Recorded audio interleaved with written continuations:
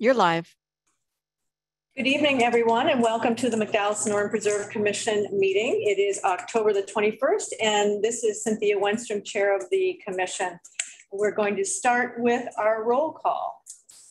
Vice Chair Lori LaPat-Pelasco. Vice Chair LaPat-Pelasco here. Commissioner Coluccio. Coluccio present. Commissioner Hackbarth. Commissioner Hackbarth is here. Commissioner Lips. Commissioner Lips is here. Commissioner Olson. Commissioner Olson is here. And Commissioner Smith. At this point, I am not seeing Commissioner Smith on the panel yet. Okay, Commissioner Smith has not checked in yet, and Chair Wenstrom is here. Thank you very much.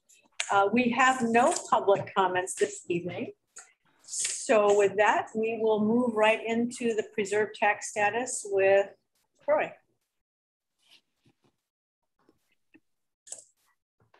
Okay, now I'm not getting a response on this. Just a moment. Maybe I'll stay after all. There we go. Sorry. There you go. Okay. On this item, we're going to have the city treasurer return to us on November 3rd. And so apologies for that, but we just realized that in the last couple of days. And so we will get you a presentation and just a matter of getting everything ready. We were not able to pull that off for this evening, but we will have that for you on the 3rd of November. Okay, super. And what can we kind of expect from the city treasurer, just to give us a guesstimate? It's really a matter of a presentation of the status of the preserve taxes themselves, and it'll be through the most recent fiscal year with an update on that, and then a basic projection on the next 5-year based upon the budget process and how we're going into that budget process. And the difficult part in any long-term projection, since the 2034 tax expires in 2034, is knowing exactly how much, but there will be at least a discussion about if one were wanting to do another land acquisition, have some way of discussing what the capacity of the remaining tax would allow as a projection. So we'll have some level of discussion about that. So okay. that will help all of you kind of in understanding as we're working out the matrix or the worksheet where one could go in the future and speak to that. Perfect, super, thank you for that. And I think we can move on to policy process update, item number 5. Great. So the first one we had was just an opportunity if there were any other questions or feedback from last week. Working with the sheet that's up to you is the same one we presented last week. Everything in blue and the one in lavender or pink were the ones that we presented last week. We are aware there were a number of questions in many, if not all the categories, and we're working on follow-up to that, but was not prepared to get full responses on all those. I mean, I know there were follow-up points as to, I think it was Commissioner Olson asked about do we need an education plan? So we'll be prepared to get back on a number of those. Certainly, if you had other questions that came to mind in the last week, you're welcome to ask it now. I was planning to get back with each of you individually just to follow up and make sure that as we prepare our responses, that we are covering all the items, just so that we don't have a lot of time. And I didn't want to wait for a whole 2 weeks on a meeting cycle and find out we missed something that might be of interest to all of you. So I will make that effort here in the next couple of days or by early next week. And so if you don't have ideas right now for questions, that's okay. I'll pester you in the next few days and we'll work on following up on that. We're working with Justin and we'll have some feedback on that. And I am getting feedback from a number of different areas. And just for everyone's knowledge, Mr. Hamilton is out today. And so I'm counting on Ruth Johnson to get me through the meeting tonight and others. But we'll be fine. And if you have questions, let me know. Commissioners, any questions from policy items 2A through 2F from last week? Or remember that you can also speak with Croy personally when he calls you in the next several days or early next week. I don't see. Yep. Yes, we have Commissioner Olson. Yes, Commissioner Olson. Hi, guys. Can you hear me okay? Yes, we can. Can you hear us? This is Commissioner Olson. I was just noodling on the discussions we had at our last meeting where we have, estimates and guessing as to the budget amounts to go for and struggling with what the detail was behind those. I guess I was wondering, is there any other preserves or national parks or other entities that have established plans that we could emulate, that we could use, or what should we be doing? I mean, is sort of the question. I'm just wondering if we're looking at outside influences, is there anything else we can look at? A very good question, Commissioner Olson, and we will continue to search for some of those answers as you're raising. To this point, I haven't found a simple answer to that. There are, I think, what's difficult is all of these different entities do things in different ways. And so certainly they're spending money on some of these things.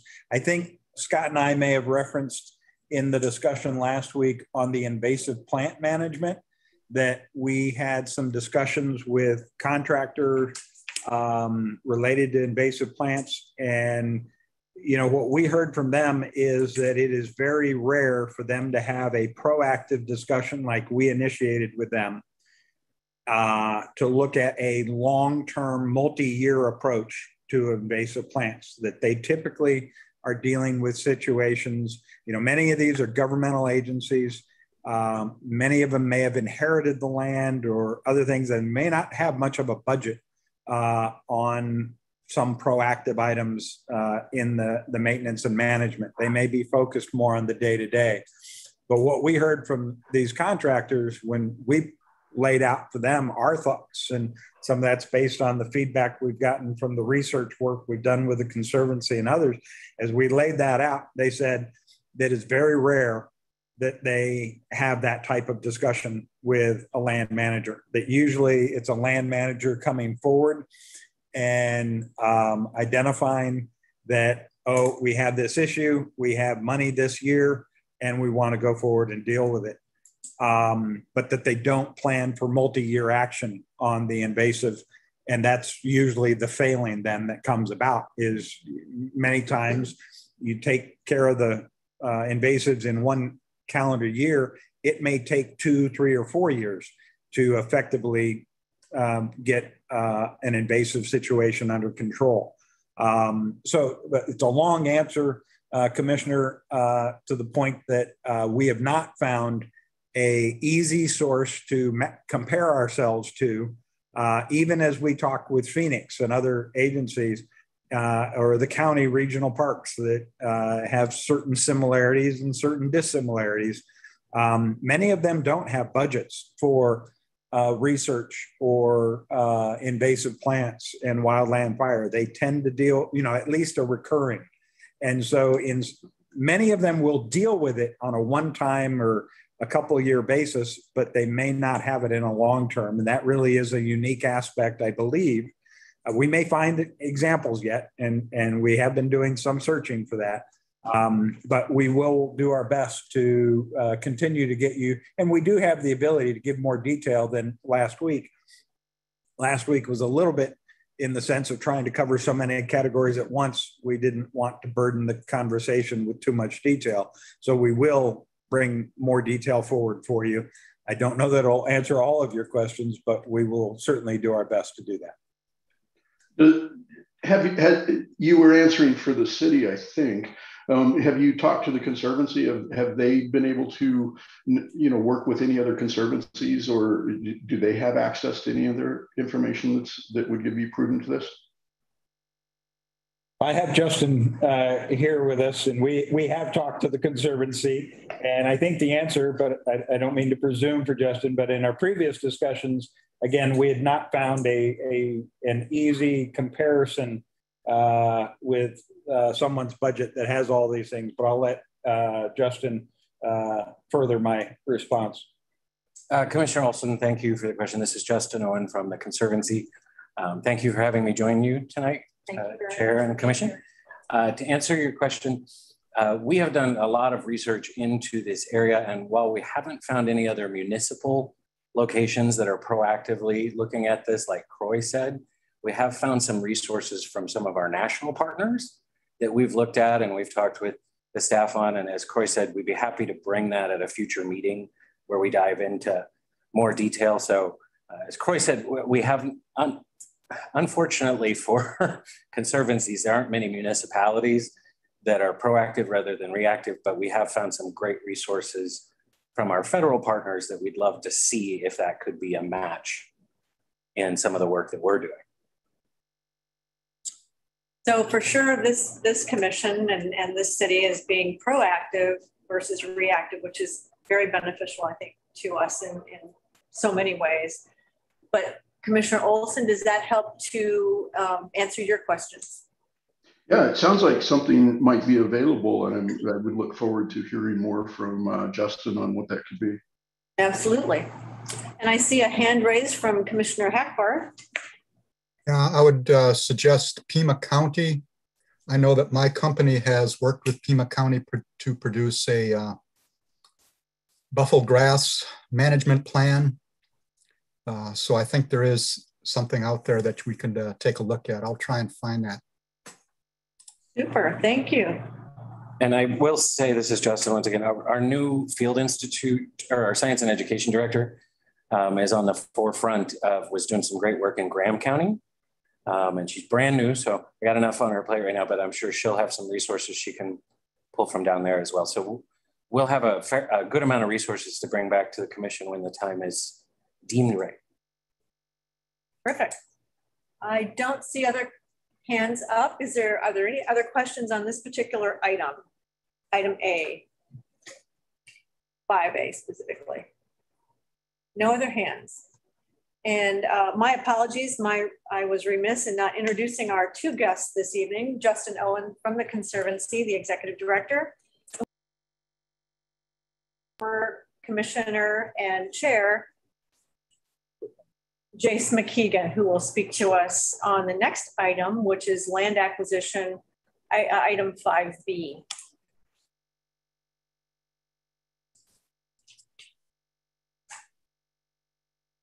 All right. Okay, so this next item, and I do have our former Preserve Commissioner and Chair, Jace McKeegan, assisting me on this presentation this evening. So I thank his continued participation in support of the preserve.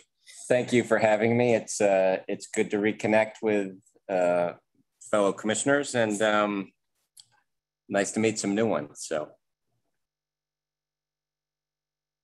So again, this is we're gonna touch on a number of things on land acquisition, and as we've been trying to do, some of this is playing a little bit of catch up on some historical things and experiences that we've had. Commissioner McKeegan has been with staff on some trips to the State Land Department. A year plus ago, we had the Preserve Commission get a presentation from some representatives of the State Land Department. We can repeat that if that is desired after we go through some of this. And so again, some of this is just being able to keep you all updated with where we're at. So this first graphic is simply a reminder of where we're at with land acquisition, and everything in green is in some, dark green is in some form or fashion protected by either outright acquisition of the 30,500 acres we have, about 28,000 we own, The other 2,000 is in some form of protective conservation easement or other. There's several documents that protect those lands. But by far, the vast majority of that dark green, the city of Scottsdale owns outright. And we had some discussions and, about are there areas outside the recommended study boundary that we need to look at?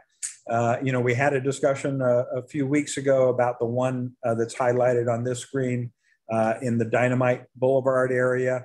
There's also a piece of state land on the other side of the gooseneck, but those are outside the recommended study boundary. And so that for existing funding, they present a bit of a problem. There aren't many other spaces, and we can come back and do a more thorough presentation, but you start at the top, you've got Tonto National Forest, you then have the white space on the northeast corner there. That's all county owned land and it's substantially developed. It's all broken in very small property ownerships.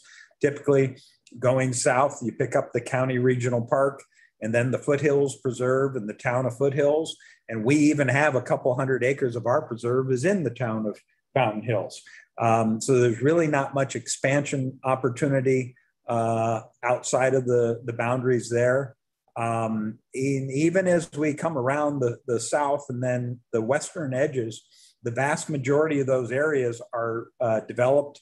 They're subdivision developments, master plan communities, McDowell Mountain Ranch, DC Ranch, and I'm going to come back and talk about a couple areas within the preserve, but there are really not many areas that have undeveloped holdings adjacent to the preserve that would be very logical for that. So I'm not going to dwell on that, just kind of touching on that. This next series of slides talks about areas within the preserve that there are some areas, I'll call it the southern area, a little bit of the Taliesin in the Taliesin land holding area, where some of that land that's in the recommended study boundary is not fully protected.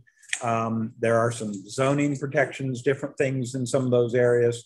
As we go north, the areas north of DC Ranch tend to be a lot of very small subdivided parcels, and there is some areas, very small properties, and the back of those properties are in what's either hillside zoning or environmentally sensitive land zoning.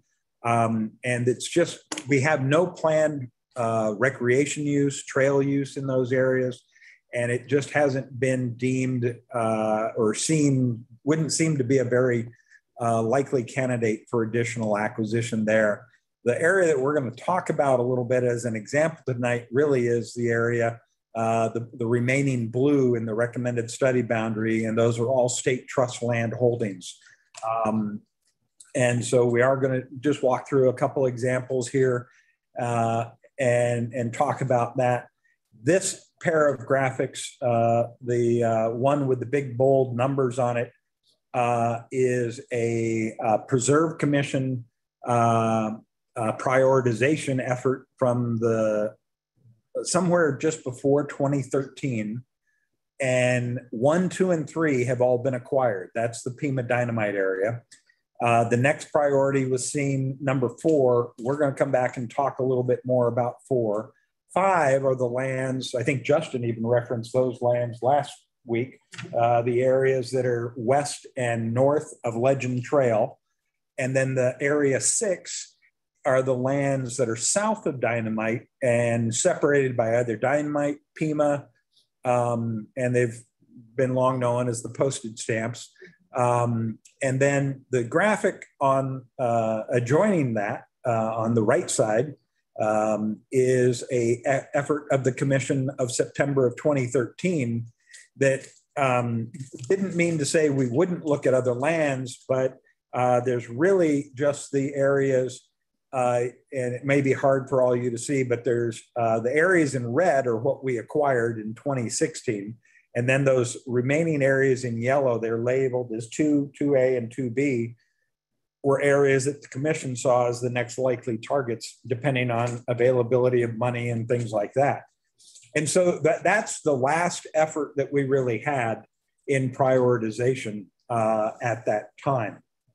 And what we wanted to talk about is the commission had previous efforts that looked at intrinsic and strategic value, relative land values that had been done on these large swaths of land, and had done rating systems and compiled that.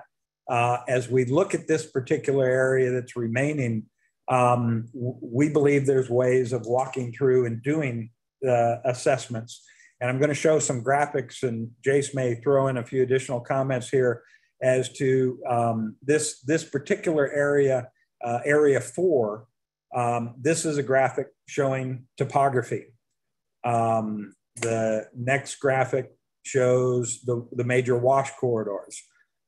We've got a couple different graphics. This one is identifying from the ecological resource plan some of the biotic type designations or groupings of plant materials that are out in this area. So these are all things that can be utilized, as well as others, to help all of us identify whether there are areas that are strategically more valuable or less valuable or of a higher priority to us. Yeah. This is Jason McKeegan. You know, as we've gone back and looked at this and bringing me in here today, I think, you know, part of tonight's purpose is a transfer of institutional knowledge. With the term limits that we have, we pick up information over our 3 or 6 years, and then we leave. And does the information get transferred or not? So I think some of these slides you've seen, particularly the ones that showed prior efforts, certainly prior to my time, of prioritizing land acquisition and parcels, other commissioners have gone through this process. And so part of the reason why we share that with you is to let you know that other folks have made developed some opinions, shall we say, about what's important, what's not important. That's not to say that any of that binds you as a commission right now. I think part of our effort here is to, like I said, help transfer this institutional knowledge so that you can develop your own priorities as to what should be suggested or recommended to the council. I think one of the things that these past few slides have shown you, and I guess before I say that, I would say that I think everyone in this room and probably everyone in this commission in a vacuum says it would be great if we could get it all. You know, natural open space is valuable. We all appreciate it. It can be, when I'm about to do and breaking some of this down, it's not to say that this land isn't valuable or desirable. It is, but we have to look at it in terms of cost benefit and other factors, and do make some priority decisions. So those prior slides that you've seen, I think one of the things they demonstrate is that there's nothing overly unique about this particular area. There are no major washes running through it. There are no major geological features of greater interest than other places. In terms of sort of the biotic communities, as you can see at the slide up here, we already have a lot of this type of biotic community within the preserve. So it doesn't differentiate itself in that way. And in a lot of ways, that makes it your job that much harder to figure out what your priorities are going to be in terms of looking at this land and defining what your priorities are with your recommendations. Some of the other areas that were included in previous efforts include the zoning or developability of land and land value. And the inset that I have included in this shows the zoning case that was applied to those remaining state trust lands, including the parcels we bought in 2016 at Pima and Dynamite. And so I'm going to do just a short history lesson for those that have seen it before. Bear with us. Others who haven't seen it yet, we'll probably repeat it multiple times. And if we were to bring the state land department this would be, they will spend more time on some of these issues, but we wanted to use this because it's going to be instructive in what we have. And that zoning graphics, it's basically all residential zoning. There's a couple resort parcels in there. Everything in green on that insert graphic is conservation open space zoning, which more or less parallels with the light blue on the graphic of the preserved land status map. And so those were lands that, and they tend to be wash corridors. And so they've been protected in the zoning process, but all those yellow and tan lands are single family residential for the most part. What I want to do is walk you back just a little bit to 1998. That's when the areas in that kind of moderate green were proposed to be added to the recommended study boundary of the preserve. The preserve had started in the blue, which is really the McDowell Mountain area. And then the northern areas that we know that include Browns Ranch and Granite Mountain and things like that were proposed to be added in 1998. And a key aspect of that is that everything in pink here was state trust land. So a very high percentage of this area proposed was in state trust land. And so let me just briefly explain what state trust land is and the API process. State trust lands were given to the state at time of statehood. They're held in trust and managed by the state land department, and they generate revenues in Scottsdale exclusively for K through 12 public schools. But there's also throughout the state other lands that benefit 12 other institutional beneficiaries. And the state emphasizes this is not public land, much as the preserve is, where we open it up and have trails and trailheads. The state trust lands are managed for the beneficiaries themselves, and it really is more of a private land comparison than a public land, even though it's managed by the state of Arizona. And so that's an important point that we'll continue to touch on. Jason McKeegan again. I think this is a really critical point for everyone to keep in mind, especially as you're dealing with comments from the public and handling this. I think there is a sentiment among the public supporters of the preserve who think that there is a great deal of flexibility or malleability from the state land department. And as a practical matter, that's probably not the case at all. As Croy said, the state land department was created out of the creation of Arizona at statehood. It's part of the Arizona Constitution. They have constitutional duties. They have fiduciary duties to maximize the value of the return on these lands for the beneficiaries that Croy just mentioned. So yes, it is absolutely true that it would be very beneficial of them for us and for the preserve and for land if they would cut us a deal or be generous to us. But as a practical matter, as a constitutional and legislative matter, they don't have that kind of flexibility. They are charged with maximizing return for those beneficiaries. And that's sort of the key as to why this is like private land. They do not get to take into account the beneficial aspect that being part of the preserve offers to the land itself.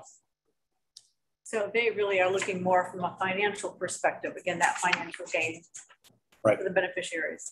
Which ties in nicely to exactly what Croy is going to go into next, as to how in the past we have gotten some beneficial considerations.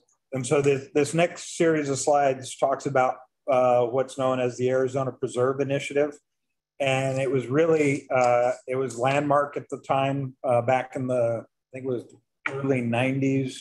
My memory is going to fail me on the exact dates that some of this came about. And there were Scottsdale residents and legislators that were very helpful in establishing much of this and making sure that we would achieve some of the success that we have. And so this slide is labeled Keeping the Trust Whole. And what the Arizona Preserve Initiative provided for was a mechanism that one could submit to the state land department requesting that certain lands be designated as suitable for conservation that would allow for reduced entitlements, and the appraised value would be reduced in its return to the trust. But the balance to that, the other side of it, is that there would be lands that would be designated as not suitable for conservation, and that they would see increased entitlements and appraised value, and thus they would increase the return to the trust. In other words, you lower one side, you raise the other side, you keep the trust whole, you balance it. And that's we're oversimplifying a lot of very complicated things, and there was a great deal of effort on this. But what the city did in December of '98 was filed an application on all those lands that are in Peach up there. It's about 16,600 acres that were submitted. Very long process, extensive public outreach effort that 3 years later resulted in the state commissioner identifying 13,000 of those 16,000 acres as suitable for conservation, and that the remaining areas would be not suitable for conservation, and that there's the state commissioner issued an order, and that order was deemed amendable, subject to the city working with them to accommodate this enhancement of value on the lands in tan. And what that resulted in, this graphic, the areas in red were the increases in a general plan amendment that the city council would approve in October of 2002. The areas in green, part of the same general plan amendment. And the reason all the land is green is because that was designated as conservation area. And so our general plan reinforced what the commissioner's order said. And so going back to this keeping the trust whole, you apply it to that graphic. The areas in red, not suitable for conservation, would see increases in value. The general plan loaded more development capability in those lands and reduced the capability in the areas in green. And that led to that zoning case that I previously mentioned. The short of all of that, what the result of that was that this graphic shows is that the past acquisitions up through 2016 were areas that were suitable for conservation. Not all the stuff in blue, but everything in blue has either been acquired or protected by conservation open space zoning now. And most of those areas were acquired ranging in value from $10,000 to $21,000 an acre. And the point I emphasize that is we come back then and look at the areas that remain, and these would be future acquisitions that will not be, or in areas not suitable for conservation. And in conversations that we've had with the state land department, and as shown in this graphic, they have expectations that the value of these lands won't be $10,000 to $21,000 an acre. They expect the valuations to be $300,000 to $400,000 an acre. Correct. And when they presented before us, they didn't want to commit themselves to any numbers, but certainly in conversations, those were the numbers they were looking at as starting points. And I'll just emphasize, those numbers were given to us before the last 12 months of land value evolution. And keep in mind, what I haven't explained to you yet is these are not negotiated prices. These are prices that are set by an appraisal process that sets the opening bid at an auction. So the state is more than happy if you pick any number in there. And if there are 2 or 10 bidders, and I've been at auctions where the number has gone from 10 million to 16 million, or from 20 million to 50 million. More than doubling in value, not for preserve lands, but for other lands in Scottsdale. They are ecstatic because they are achieving what they are meant to do, achieve value for their beneficiaries. And so that's what really drives a lot of this that we just want to make sure everyone's aware of. we have achieved great success in all those areas in green where we acquired over 16,000 acres of land from the state land department. Great success there. That's exactly right. I mean, the reason, the long and short of this is the reason we were able to get such a good deal on a substantial amount of land is by assisting them in raising the value of these remaining areas so that they can get a higher price and essentially balance their books on the land overall. There are some people who will say, well, maybe there's something out there that we can do something like that again. I think we are all open to that possibility, but no one has ever given me a specific answer as to what that possibility is. And I think the options of that are probably slim. We should be open to it, but I think the reality of it we have to accept is that these are the numbers they're looking at. The second thing to keep in mind in all of this is that the state land department is certainly open to us being a bidder. They're certainly open to us making an application. When an application is made, and Croy, correct me if I'm wrong, but they are not obligated to accept it or initiate a bidding process. So if we identified, pick a number, if we identified 1,000 acres that we wanted to go after, and we thought for some reason it was only worth 100,000 acre, we can initiate an application, but they're not going to accept it or do anything with it. What they want and what they have indicated to us is they want numbers beginning in this range that we talked about. And as Croy said, they fully expect to see multiple bidders and they want to get those numbers up as high as possible because that's their job and their duty and their constitutional charge. And obviously, when you look at any amount of acreage at $300,000 to $400,000, $500,000, $600,000 an acre, the cost benefit analysis becomes very troublesome, as you will soon see. And Jace has explained it very well. They fully expect and would not proceed with any auction if they didn't think there was at least two and preferably more bidders that would be there. It's just going to be a matter that, there were pressures at the political level from the legislative level when we were being successful at acquiring our land about how much was Scottsdale getting at these prices and would the state recover? Because if the beneficiaries, and in this case, K through 12 education, if they think if the state is not achieving highest and best value, it's not just the legislatures or the state land department, they could get sued by those beneficiaries if they believe the state is not managing those trust lands to their highest and best value. And it has happened in certain cases, and that's what they are having to deal with. That's their set of rules that they have to work with. And they probably, there is the issue or the possibility, let's say, that land values could certainly plummet as they have done in the past, which makes planning for this, just like in the budget discussions you had last week, there are a lot of unknowns here. Certainly, we could see that kind of change. But given what's going on in the past, as Croy just said, with the deals we got before, it makes it unlikely that even in the event of a downturn that we're going to be able to go in and be a sole bidder as we've done in the past. We just don't have those same kinds of advantages. And they've made their play for us with the prior applications. And so it will be much more difficult to ever find ourselves in a position to get a bargain. Right. We really were in a sweet spot when all of that happened. We knew that the timing and it just, everything aligned at that particular time. We were very well positioned. Question from Commissioner Coluccio. Commissioner Coluccio.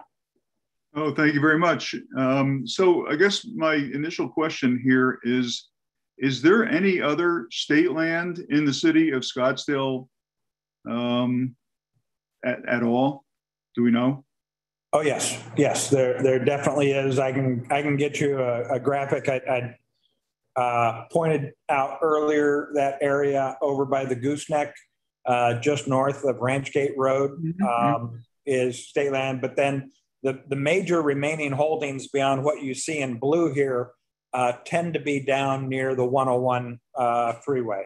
As you are, if there's undeveloped land adjacent to the 101, once you cross Bell Road, you can pretty well expect that it's state trust land or has recently been sold by state trust land. So those, what you see in blue and down by the 101, and then there's a few small parcels elsewhere, but those are the primary holdings remaining in Scottsdale. Thank you, Croy. Has the land down by the 101 all been upzoned already? There has been a substantial case that's known as the Crossroads East case, and they are well positioned to be able to do well at selling land in that area. And you may all remember, it wasn't that long ago when Axon, formerly Taser, initiated an application, showed up to bid. I think the bid was in the 20 million range, and I'm sure their hope was to get it for 20 million. Discount Tire showed up, and I think the bidding ended up around 49, $50 million. Yeah, right in that 49, 50. Yeah. So I guess what I was getting at, I think I know the answer, and that would be there's not a way to cut another deal that would devalue the land that we're looking at in favor of some other parcels that still belong to the state. Yeah, as former Commissioner McKeegan, excuse me, so used to the past, as Jace pointed out, yeah, I'll go easier here. It really is a situation where there might be some minor, if we wanted to talk an edge issue next to the Rawhide Wash or something, but it's not at no point will it result in a bargain price or a situation where we're not bidding competitively. And all the land we acquired was an open bid situation. Now, we never had competition, but we were always prepared for it. So I just emphasize that we may get some refinements of some issues, but you're not going to see something, if you're thinking less than $300,000 to $400,000 an acre, I just don't see it. And if land values were to change to the downside, the state's under no motivation to go sell this land. They'll just sit on it. So that they in past downturns, they are a long-term view on land and value. And so I think that's very important. And I think this is Justin from the Conservancy again. One thing that I remember from a conversation with the late Art Decabooter, we were at a function and they were talking about just to refine that even more of the value they've put on this during the Great Recession, when the city acquired a lot of the land in 2010, 2011, they were the only bidder, but they still met the minimum bid. If they wouldn't have met the minimum state bid, they would have just not sold it. So if the state's made up their mind, it's the 300 to 400, even in the downturn, the city was lucky that there was no one competing against them, but the state would not have sold it if they didn't meet that minimum threshold. Yes, Commissioner Olson. Hi, Jason, thank you so much for the service you did and serving on the commission. And, I thank Croy and I thank all of the founders and the people that made this happen, because it's astounding that we have this much property and we got as good a deal as we got on getting it. So everybody involved is to be congratulated. Jason, one of my questions for you is, I like the prioritization that you've put together. It certainly makes sense. And there's a great deal of previous thought to go into it. So I'm glad to get that information. But I'm wondering, did you ever consider land outside the RSB when you were going through your process? I mean, and the process of getting that, because, we've talked about that area on Rio Verde and 128th. It's such a critical area, and I know there's a lot of private land, but there's still a lot of open space. And I've tried to bring up in the past whether it's even reasonable an opportunity. And I just wondered, did you ever consider changing the RSB? I mean, in terms of the commission, that when I was on the commission, I don't think that was ever considered per se, although I do recall that we did look at land in the gooseneck area and whether it was deemed is likely to pursue, or was there an interest in pursuing it? And at the time, the commissions then did not show much interest in pursuing those particular lands in that particular area. Is that because it was not in the RSB, or because they didn't see a value in that property? I think one of the parcels I'm thinking of, it's the square outside the curve. That one. Yeah. The one Carrie started. Yeah, we just felt it was a bit fragmented already. Didn't substantially add to the preserve given the costs and expenses. Of course, I believe that was before 2016. So the focus was more upon the pending acquisitions at that point, as opposed to the areas down towards the gooseneck that we're talking about. And Commissioner Olson, I would just add that I think the challenge that everyone was facing, I mean, we all sit on this now with the land in hand, but I go back to, I got involved in this really in 2009, and we really didn't think we could acquire all this land that we have been able to. We had that previous downturn that was putting a restriction on the preserve funds, and the sales that had been occurring in Phoenix on some of their desired lands were really high acre values. And so there was a lot of fear that we would only be able to acquire maybe up to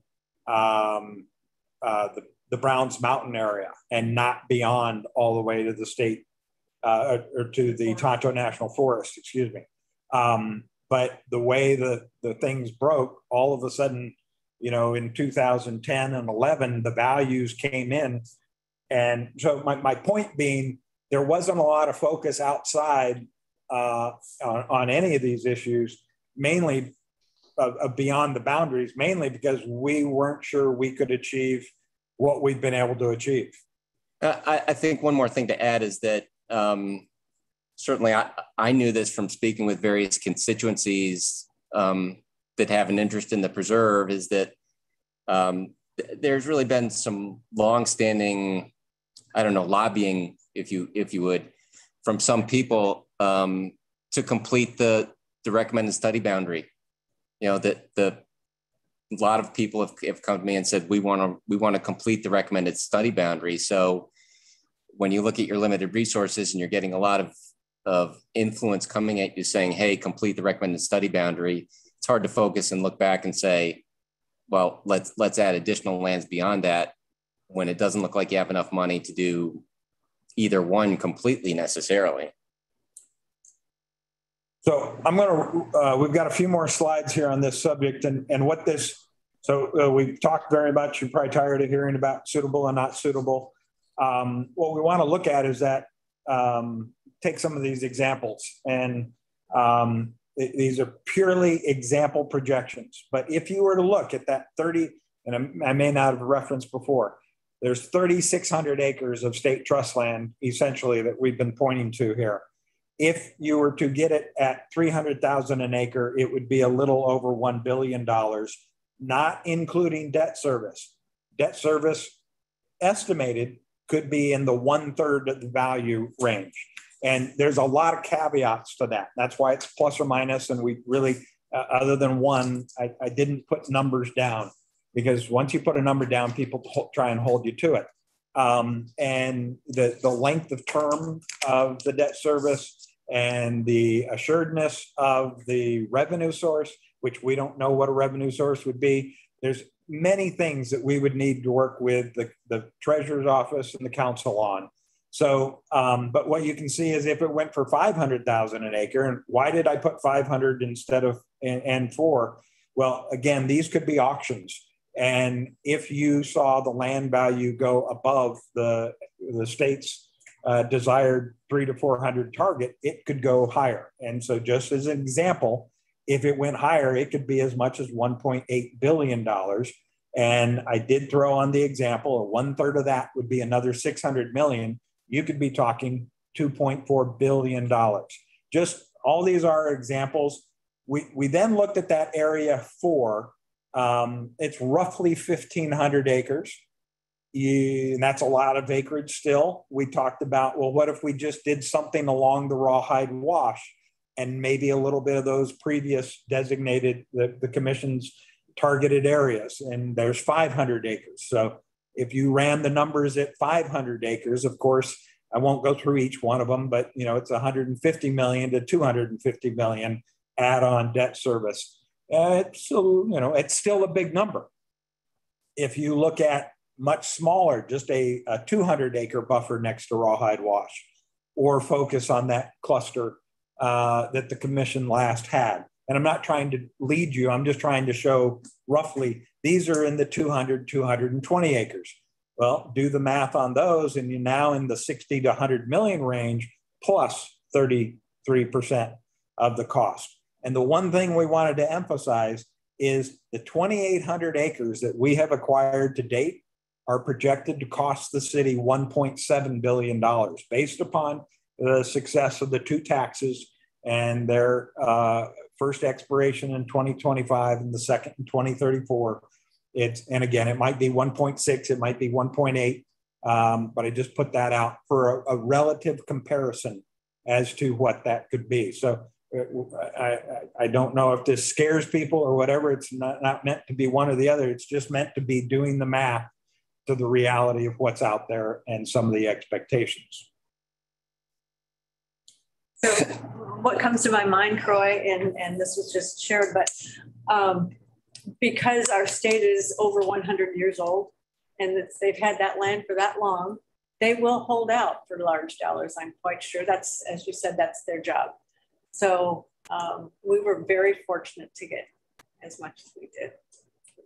I can easily tell you that my expectations in 2009, I did not realistically think, it's not that I wasn't hopeful, but I did not realistically think that we would see the success that we were going to have. But then somewhere in 2010, 11, as we were getting the appraisals, our attitude evolved. And I mean that collectively, not just mine, but Scott was working with us and the team that was working on it and the commission at that time. We became much more optimistic than our first acquisition was in 2009 and second 2010. It was really in that period of time that there was a lot of doubt as to how far our dollars would go. And some of it just was the economy recovered. Keep in mind, our dollars were down. And so there were just a whole host of reasons as to why. But yeah, you have to keep that in mind as you go through these cycles. So one of these? Yeah, you want me to come back to one of those? Give me just a moment. I'm going to pull up. I got to go back for a graphic. That'll do. That one. So I think I'll add my voice to those that you've probably heard in prior meetings, that what I generally call the L around Legend Trail. My personal opinion is I don't see a lot of value to the preserve for that land. As a political matter, I see it as I think people are going to view that land as being more beneficial to Legend Trail than to anybody else. And that's problematic. When I look at the postage stamps, the same thing.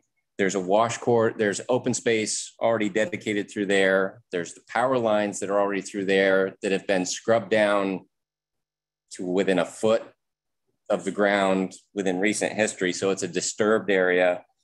It's segmented by the roadways. So I don't see any value there. And I think that's why you see us focusing on what we generally refer to as Area 4.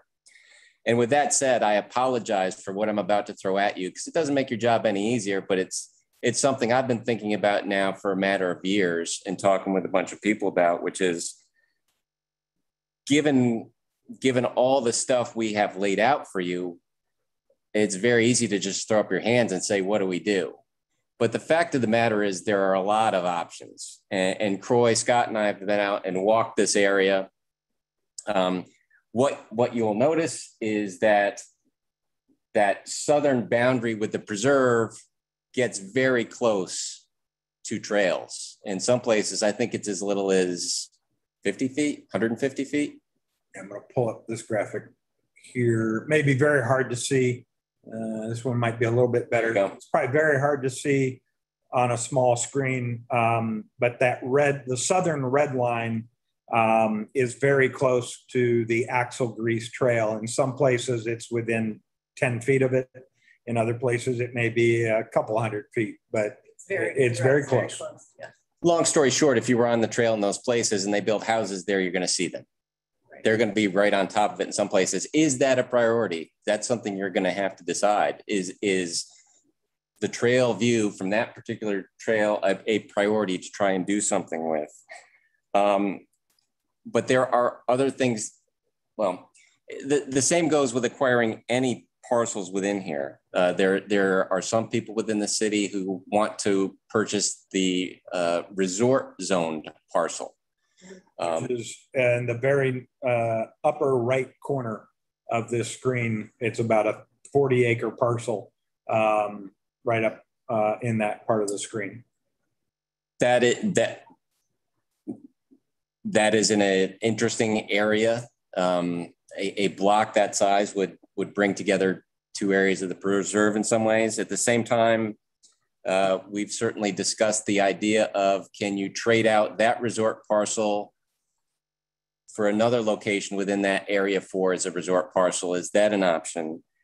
You can look at things. You have to keep in mind that whatever is purchased by developers within this area 4 is going to have additional open space obligations it's going to need to meet. Are there opportunities to influence those developers with preserve dollars to buy open space areas that are next to the preserve? Are the way to use easements? Are there ways to better use the money from purchasing to acquiring open space or access to open space? I'm not saying any of these are the right answer, but this is where there are a lot of options out there, and I encourage you to all to speak with multiple parties about this. And they don't necessarily need to be people connected to the preserve. If you know real estate developers, lawyers, these are the kind of options to consider. I think this is where there are possibilities maybe for getting the most bang for the buck. And we'll be bringing some things back. I'm going to just advance to, ultimately we're talking about answering some of the questions in the matrix. We're not trying to put a number in tonight. That was not what we wanted to worry about at this moment.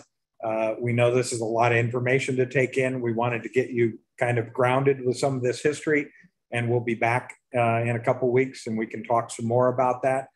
As noted here, Jace has been working with us. What we've talked about before is having a working team, very similar in concept to what we did with our trails.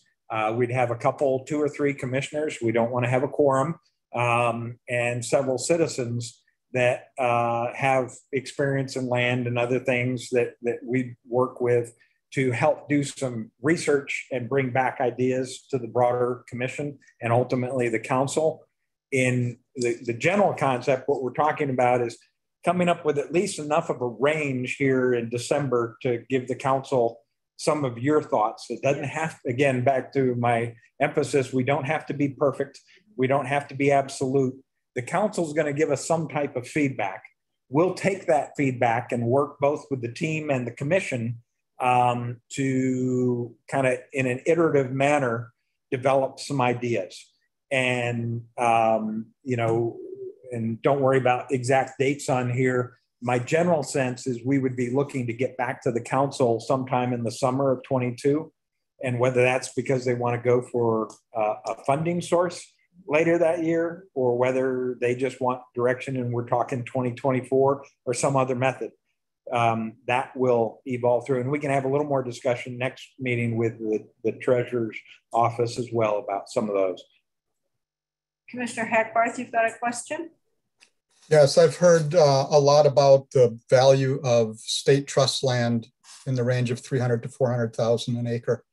Do we have an estimate of what costs of private land around the gooseneck is per acre? I'd have to get back to you on that. That's going to have a lot to deal with what infrastructure improvements are there. They tend to be smaller holdings. It's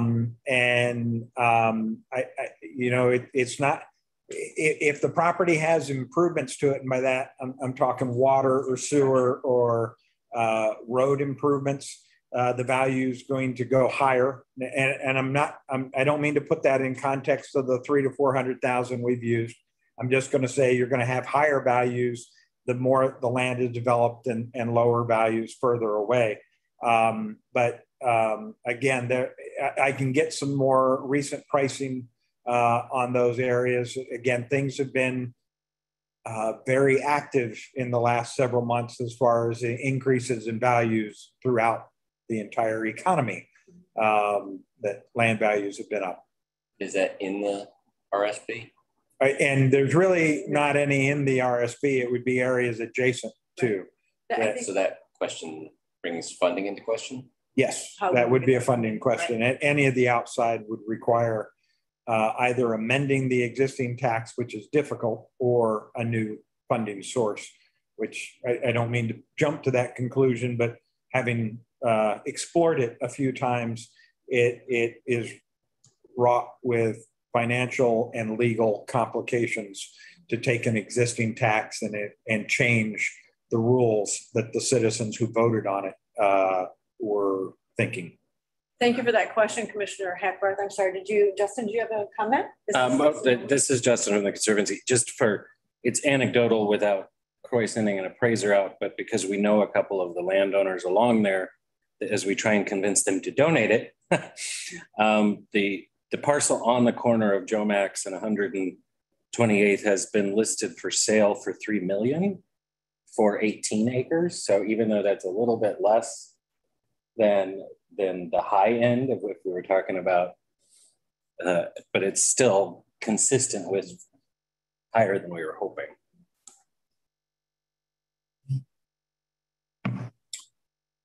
So that, Jason, I don't mean to, anything else you wanted to add? That's kind of the summary of the slides we had for this evening. I'm not going to throw any more information at anyone, but I would say that I'm happy to talk to any of you at any time about these issues. I've spent a lot of time with them during my time on the commission, worked with former Chair Hytel in dealing with these issues and on the funding issues. And whatever I can do to share information, to pass it on from me to you as current commissioners, I'm happy to do that. And I think Croy's got my contact information if you need it. Commissioner Coluccio, I see you've got a question, just one comment, just a moment, to Jace, and that is, you've always been a great guidance, certainly as I've been on the commission with you. And I would encourage all commissioners to reach out to Jace if you have some specific land questions. And he's very level-headed, and I know would be very pleased to speak with anyone who requests to speak with him. So that was not a paid announcement. It was not paid. No, I'm trying to get some dollars for some land here. Okay, so I'm sorry, Commissioner Coluccio. Yeah, so first of all, I would second that comment from the chair. I've spoken to Jace on a couple of occasions and found him to be very generous with his time as well as with his advice. So thank you for that. My question is really maybe more of a curiosity than anything else. The two postage stamp parcels, do we know why those were ever included in the RSP? I can tell you that from some of the folks I've talked to informally about when this was done, is that for some people, those were included as bargaining chips, land that they would be willing to give up in order to get the land to the north and to the east. I've also heard that there was some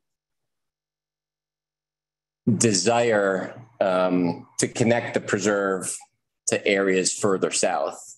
But I would point out with respect to that, like I mentioned, you've already got the power line corridor there. So that in terms of an, granted a disturbed open space connection that existed for human use if necessary. The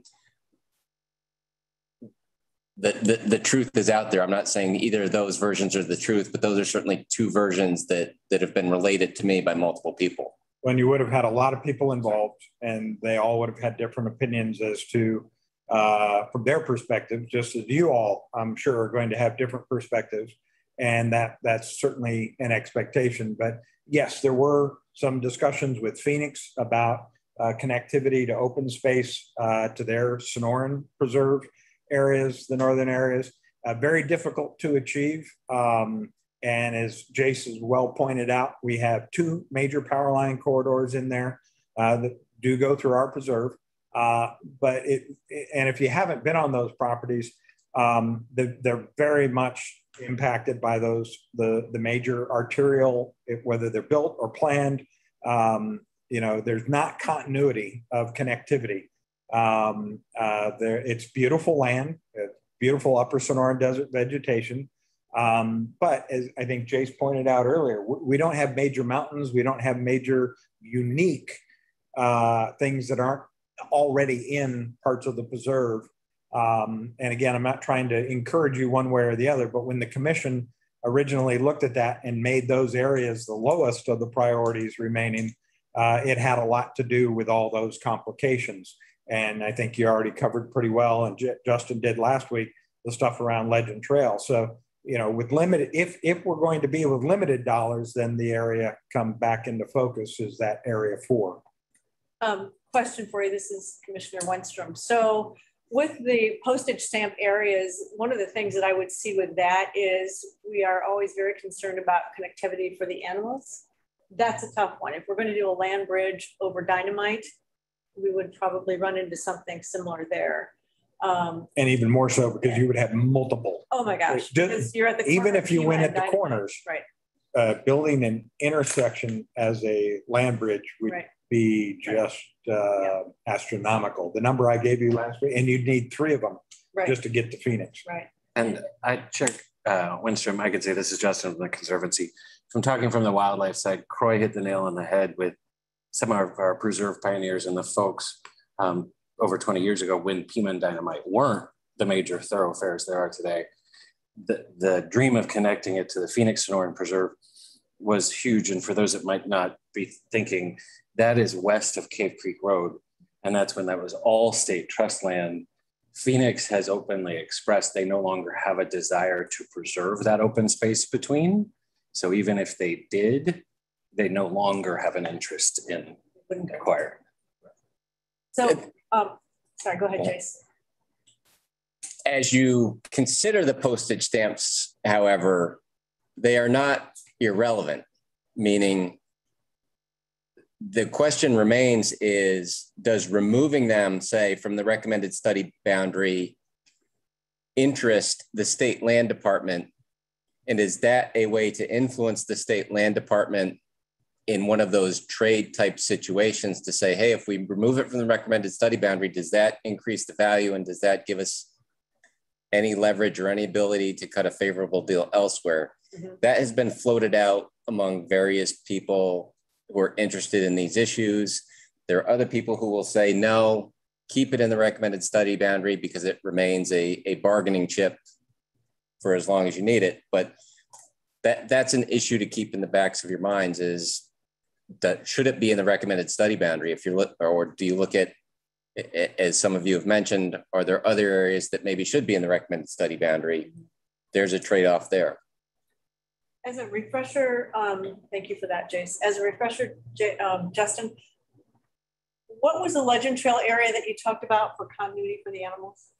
So Croy hit on it perfectly when he had the slide up of the biodiversity in there. Yes. One of the things our Field Institute studies is wildlife connectivity. And as we noted from the mule deer study that Tiffany from our team presented, there was zero herd movement between the Legend Trail north and Legend Trail and west. So that was the prime example of if the commission ever wanted to identify which areas are less ecologically sensitive versus which areas are more ecologically sensitive, we now are starting to gather enough research that we could say those two parcels, for example, are not as essential wildlife connectors as the areas that Croy pointed out that's closer to the Pie Wedge, Area 4. And Jace pointed out even that north and west of Legend Trail is more beneficial to Legend Trail than our wildlife, but we now have the scientific data to show which areas are more ecologically sensitive to the wildlife connectivity within the region. Thank you for that. Commissioner Coluccio has a question. Yeah, so could we put that last slide up again, the one that we were just looking at? That's the one. So building off of what Jace said about the postage stamps, could we potentially be thinking about using that land to the west and to the north of Legend Trails as bargaining chips as well, since they're not as ecologically valuable to us? Again, it's a theoretical potential. I would not think that I would encourage you to not think of it as gaining a major negotiating position. It will be a minor position. Yes, I do think, I fully agree. I think the state would appreciate, if we're not really interested in it, the removal of that, but it's not going to gain us a certainty of them accepting an application, nor lowering the value, but there might be some opportunities. There've been discussions, and I don't want to, we can come back and discuss these and more. They get very complicated. Potential of purchase of development rights or other things. There may be some things that are in there that they might consider with a proposal like that. But getting it gets very complicated if we start talking any amendments to the general plan or to the zoning, because then that is another public hearing process that has to go through the Planning Commission and the council, and the state is satisfied with the zoning as it stands today. And to reopen that is a very large challenge. And so we just need to be, I'm not going to discourage a discussion of it, but don't expect it to open up a major negotiating point. It would be a minor one in my mind. Okay, thank you, Croy. So just one more question then.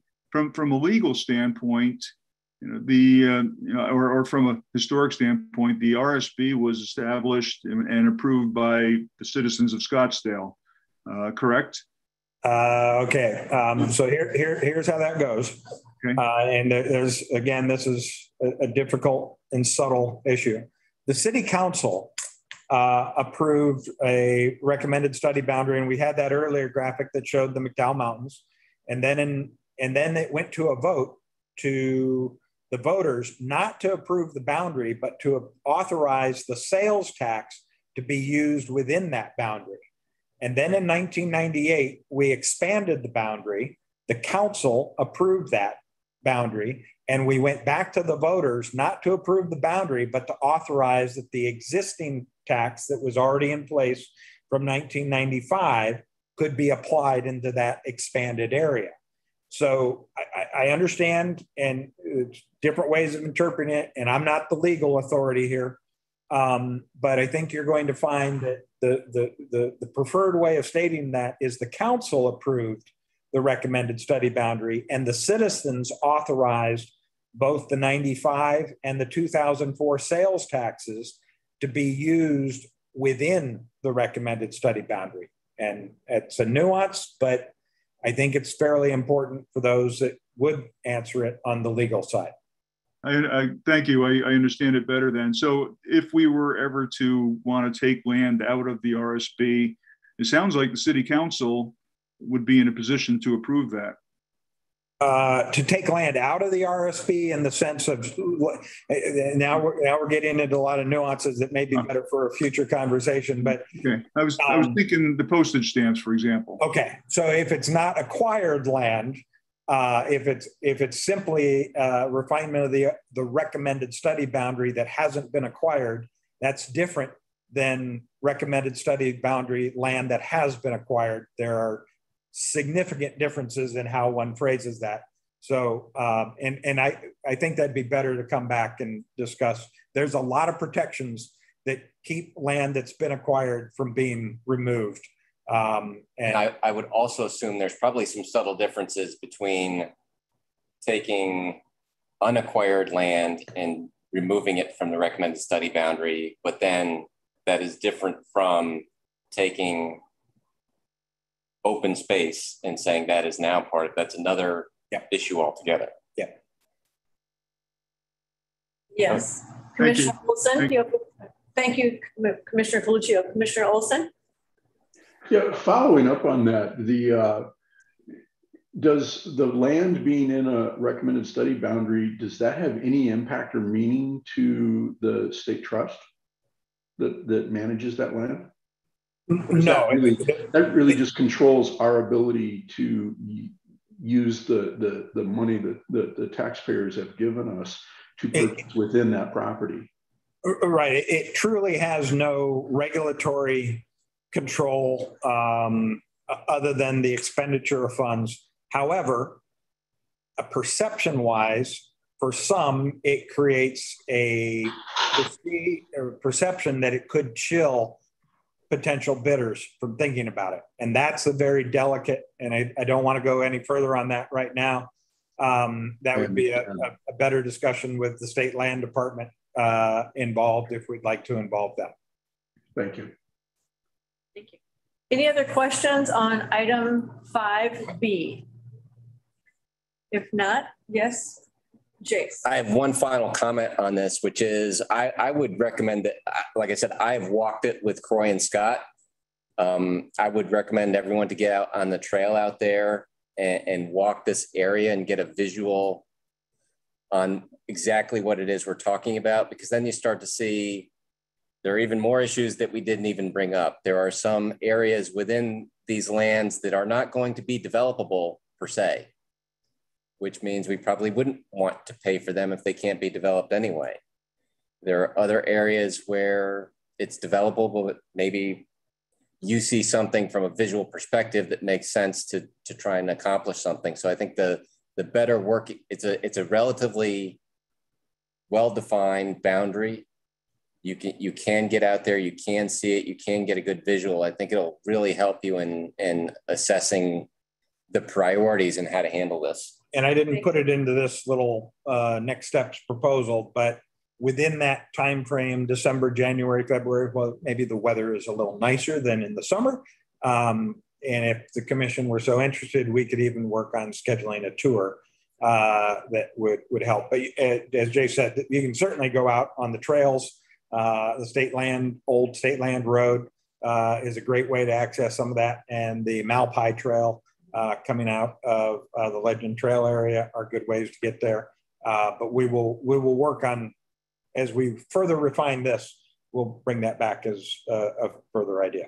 I think that's actually a great idea. Sometimes it's helpful for everybody to see it together. It prompts questions and maybe better understanding. And with that, many of these graphics we've been showing about what biotic communities, other things, we will, as we get into this process, we'll go further into that and make that a little more relative than, I know it's very quick what we've been through tonight. And I don't expect everyone to have it all memorized or anything, but we will come back and put it in more context in the future. Thank you.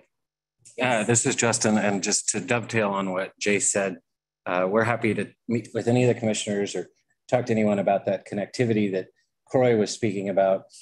Perfect example being regularly we advocate with developers that are developing against the preserve to maintain appropriate open space between the preserve and their developments. I'll use Sereno Canyon as the most recent example of they have the right to develop up to their property line, and we had worked with them to move back as much as they could. So the areas that Croy identified were 10 feet away from a trail. We would highly encourage us to look at those in a higher priority, because we have seen from other developments, if they develop close to trails, unfortunately, residents will form their own trails and cut through wildlife connectivity and vegetation and everything. And no matter how many signs you have, if they're close enough, they can see a trail, they create their own. Absolutely, human nature. All right, other questions? All right, I see none. Shall we move on to 5C? I just would like to thank Jace for his time.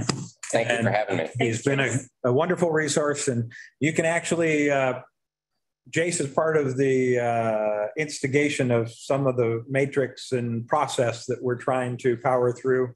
It's just COVID and other things got in our way, and we've taken longer than we ever hoped. But thanks to former Commissioner and Chair McKeegan for his time. We're going to keep him involved to the extent he'll let us, so that we don't lose institutional knowledge that I think we all value. Great.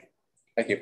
Moving on to this, and this really is an intent just to give you, again, a reminder of some things, or for those that were not here for presentations, what's known as the access area plan, and it really relates to trailheads in our policy discussion. And I don't know if any of you had a chance to look at the documents I sent you, and I apologize, they were earlier today.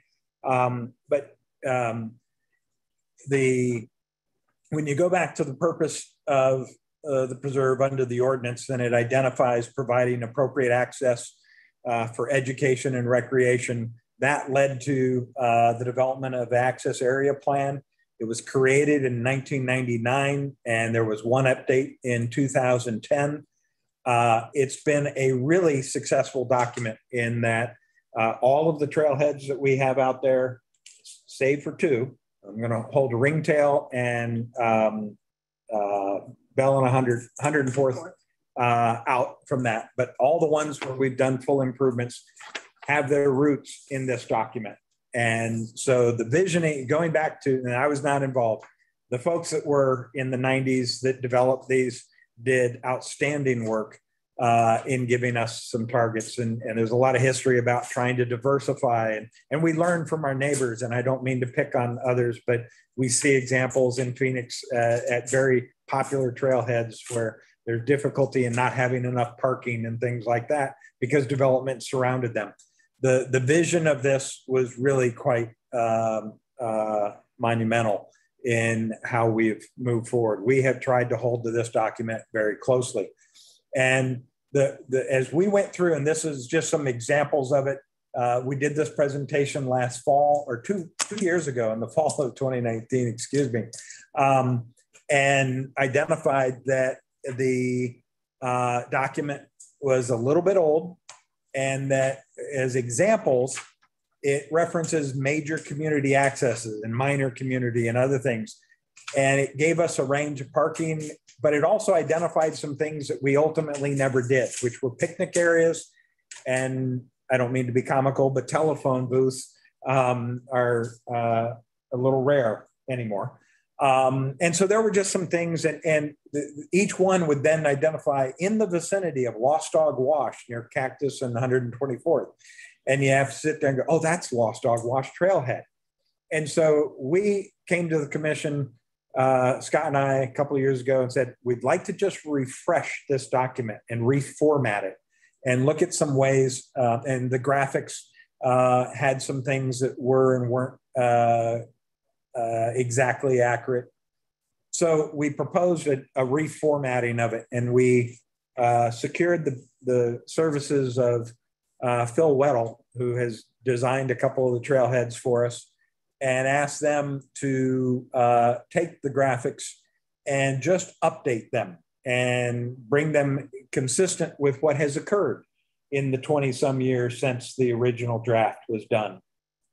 Not to change anything in the sense of revising numbers or whatever, but be factual. And so this graphic simply identifies these, and these are included in the graphics I sent to you earlier today. So you can take a look at them at your leisure. We're not asking you to approve anything tonight or change anything. I just wanted you to be aware of this, because when we talk in a couple of weeks about trailheads, we're going to refer to some of this information. And we then went in, and this is the gateway.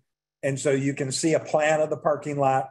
It identifies what's been built, and if there were a plan for additional, what that plan was. It's not to say we have to build it.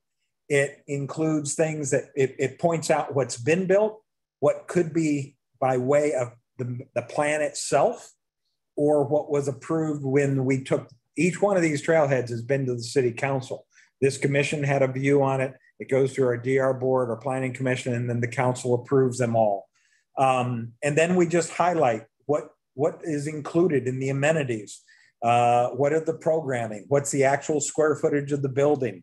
So it is purely factual to what has been, and on the right side, you see the floor plan of the gateway, the office, the rooms, the steward area. And then we did some summary pages that put all the trailheads together. And we get many questions. Well, how many parking stalls are in the preserve? Well, there's just short of 1,600, plus there's 70 ADA, there's 130 equestrian. We never had this document. So it's a very helpful document for all of us if we ask those questions. It just puts all this information together. And all this was a reformatting effort. There are some questions that before we finalize it, we're going to want to do. And I hinted at two of them already, and that Ringtail and 104th and Bell were not in the original access area plan. We have them. They've always been moderately improved, as in they have a wide spot next to the road. There are some issues because people can park in those without the gate. There's no gating. And so some people may use those for access. Now, there are some people who love those trailheads, but the goal would be we'd come back with a process and formalize this. But we did this a year ago. We kind of got lost because of COVID. And I hate to keep using that, but we wanted to have a more public process with public meetings and opportunities at the trailhead. And we thought we might get a break in the last 12 months, and it didn't really quite happen the way I might have been overly optimistic. We were planning to do open houses, yes, et cetera. That's right. It was actually a great plan. So we're going to use that same plan, but we're just going to be a year later, is my goal. The other thing that we talked about a year ago, there had been interest, and the Conservancy has raised this, but two of our trailheads do not have shade on the amphitheaters. And this little graphic here shows all of our, or many of the access area trailheads. Brown's Ranch is shaded. Tom's Thumb is shaded. The new Pima Dynamite is shaded. But Gateway and Lost Dog do not have shade at the presentation areas. And that was a question. So we asked Phil Weddle to take a look at some things. And I'm not going to go through all the slides that we went through last year. I'm just going to show you, this is Gateway. This shows you the main building and the path out to the amphitheater. We did some analysis of all of these options, and the consensus of the commission at the time was to explore this option number 3, which would be an expansion of the existing facility and keep it closer to the trailhead. That is a very long walk out to that existing trailhead. And if you've got kids and they need to go to the restroom, you don't just send young ones on their own all that way back. And so there are some issues of practicality with what we had. We looked at that one out on the east, whether we could shade it. We could, but there were some visibility issues and things like that. And I can come back and do a full presentation, but the idea was, this is that existing plan. Here it is with a proposal to expand the amphitheater idea to the north and add some additional structure and shade. We did some concept sketches. This is looking from the parking lot existing, and then the new shaded area, matching the architecture and things like that. None of these were approved. This was simply the commission said, yeah, let's look further at this. Let's go out and have some open houses with users and things like that. So that was Gateway. And then we did the same analysis at Lost Dog. This shows you the same general areas. We settled again on an area as part of the existing structure.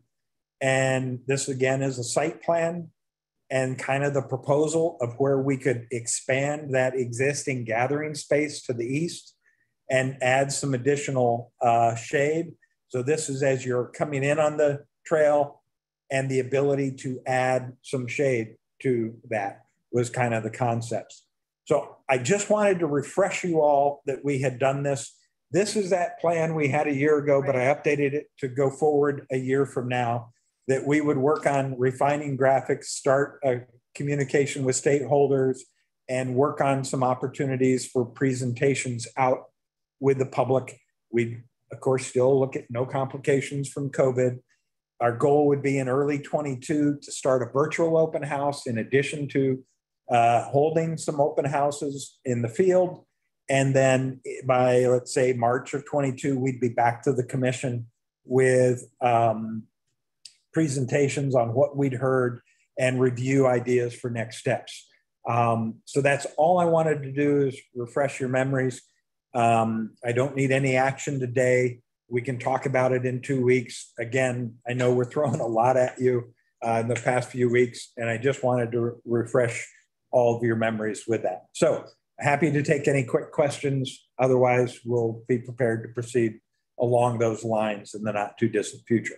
Commissioners, any questions that would be important this evening versus waiting until we have a bit more information to share in another week or our next meeting?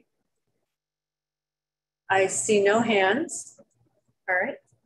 Chair Winstrom, this is Justin from the Conservancy. I just had one comment as we reviewed this. I wanted to as well thank Jace, thank the chair, the commissioner, and city staff for all their hard work on this tonight.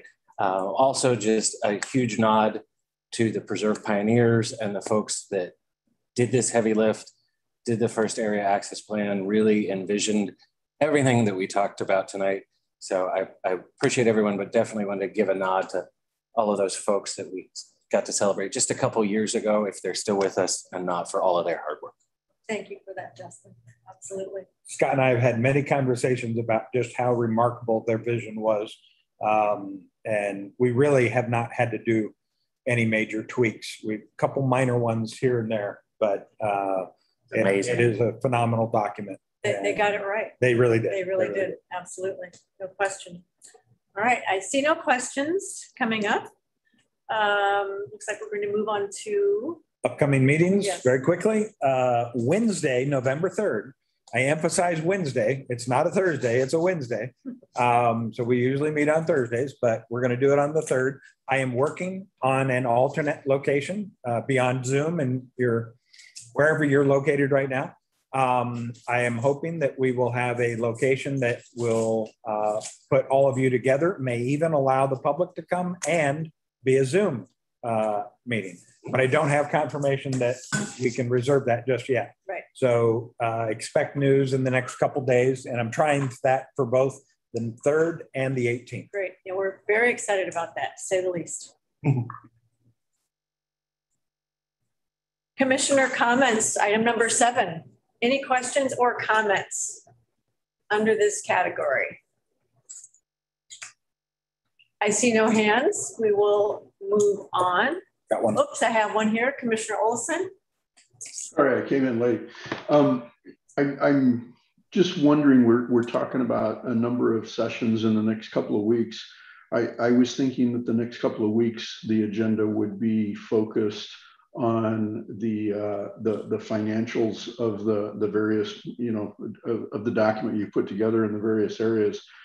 Are we staying focused to that so that we can get that? Because I believe, Croy, you told me that we would be sending something to the council in December. So I'm hopeful that we keep focused, because we've had a lot of information and we have a lot more we want to understand about the budget. We actually have we have the treasurer or someone from the treasurer's office speaking to us on November 3rd. And we'll have some of I'll be reaching out to all of you, make sure that we've got the right questions to answer. And we'll be working on the 3rd and 18th to resolve as many questions, or at least get them into a comfortable fuzzy zone for you. And maybe no one's comfortable with fuzz, but we'll work to do that. So yes, we will strive for that in the next month here. And did I see? I'm sorry. Go ahead, Commissioner Olson. I'm sorry. I was just going to say thank you. And I was thinking the other day, we're responding to a request from the commissioner or from the city council. And I've lost track of what their specific request of us is. Is that something you have available, or is that something we should cover in the next meeting or two? It's very much in the matrix in that they really ask for two things: the land and the maintenance, long-term management maintenance costs. So that's how we split your matrix. Item 1 was the first one, and item 2, A through F, is the second. I can get you that language. It's very brief, and we evolved it, to really cover all these categories. And so we'll include that for the next as well. I appreciate it. Thank you. Thank you, Commissioner. And I saw Commissioner Hackbar. Yes, thank you. I forgot to remind everyone that next week on the 27th through the 29th is the Arizona Historic Preservation Conference that is in Tempe, if you're interested. I believe the topic is Layers of History, Landscapes, Preservation. Perfect. And do you have times or more details that you can share with us, or perhaps give that to Ruth so she can send it out to us? Sure, I'll send, there's a link around. Perfect, that'd be great. Thank you. Just remind all of you, we didn't have staff report and Scott's not here, but he and many have been working very hard on the Camino Campana celebration on Halloween, yes. October 31st. Yep. And I think you've all received invites. If you haven't, throw something at me and we'll get you one. And then I know in November we'll have the opening of Pima Dynamite, but we'll have a meeting before that as well. So we'll remind you again, but 31st is 10 days away, 8, 9 days, whatever that is. 10 days away. I'm hoping that we can have a lot of our commissioners there. That was our Mayor Campana's note to us. So. Yep. All right. Any other comments or questions? If not, I will move for a motion to adjourn, please. And I see Commissioner Lips. This is Commissioner Lips. I'd like to make a motion to adjourn. Thank you. And may I have a second, please? Commissioner Hackbarth offers a second. Thank you, Commissioner Hackbarth. All right. With that, we will vote. Vice Chair LaPat Palasco. Vice Chair LaPat Palasco votes yes. Commissioner Coluccio. Commissioner Coluccio votes yes. Commissioner Hackbarth. Commissioner Hackbarth votes yes. Commissioner Lips. Commissioner Lips votes yes. Commissioner Olson. Commissioner Olson votes yes. And we still do not have Commissioner Smith? Still do not. All right, thank you. And Chair Wenstrom votes yes. We have adjourned. Thank you. Thank you. Thank you. Thank you.